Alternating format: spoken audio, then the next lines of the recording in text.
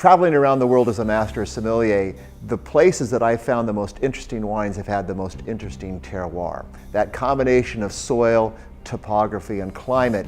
And when you look at all three of those in Lake County, you see something that's truly unique. Grape growing can be traced to Lake County as early as the 1850s, and it was really a little bit later than that, the 1880s, where you started to see San Francisco businessmen, Lily Langtry, famous American actresses like her, that started investing and creating some of the initial wineries and some of the initial success in Lake County.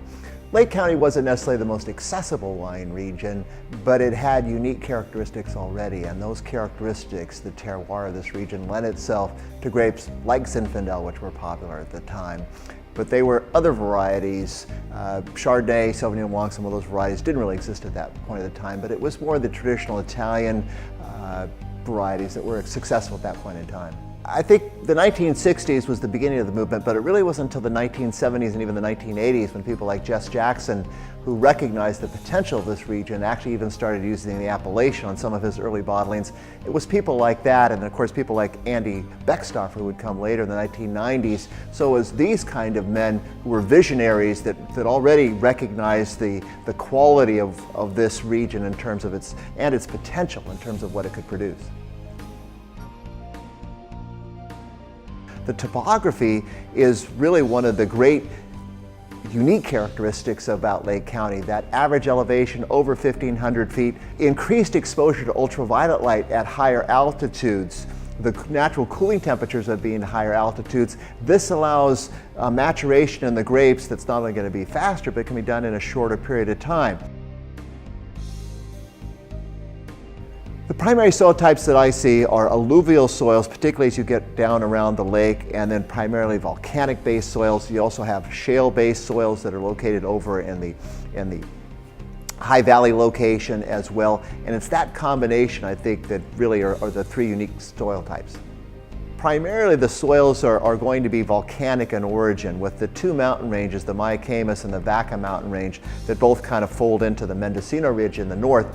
These mountain ranges inherently create a volcanic base on top of which we have some rich and incredibly red, dark red colors, in some cases alluvial type soils. So this combination of rich, deep red alluvial soil with this volcanic material and even quartz and obsidian and gravels, this type of soil is going to naturally create unique flavors in the grapes.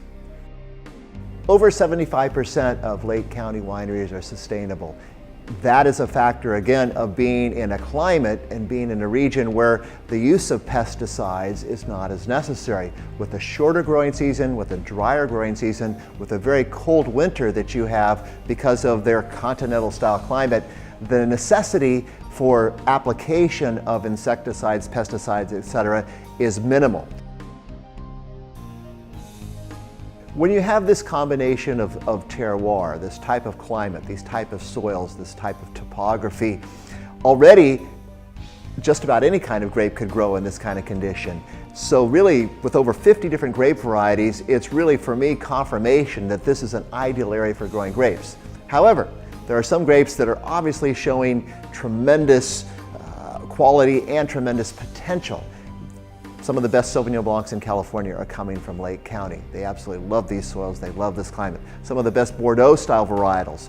We have Zinfandel that's been historically important here and continues to be successful. We have interesting grapes like Viognier, which are not very successful in many places of California, which again are successful in Lake County. Cabernet Sauvignon will probably be always regarded as at least one of the kings of the red grape family. And the necessity of Cabernet Sauvignon to get light and to heat, in other words, being a late ripening variety, this is again tying right back into some of the characteristics of Lake County. There's an impact that Clear Lake presents also. You have the largest natural lake in California, certainly one of the oldest lakes in all of North America. With over 100 miles of coastline, this lake effect is an important part in growing grapes. It's going to moderate temperatures. It's going to create overall a soil strata, certainly nearer the lake, that is very interesting for certain types of grapes. Lake County is one of the most unique viticultural areas in California. What we're doing right now is merely scratching the surface of a region that has incredible potential. That potential is being identified, but what we're going to see in the future in terms of the types of grapes going there, the characteristics of these grapes, and the quality of these grapes, for me, the potential is unlimited in Lake County in terms of what is going to happen in the future here.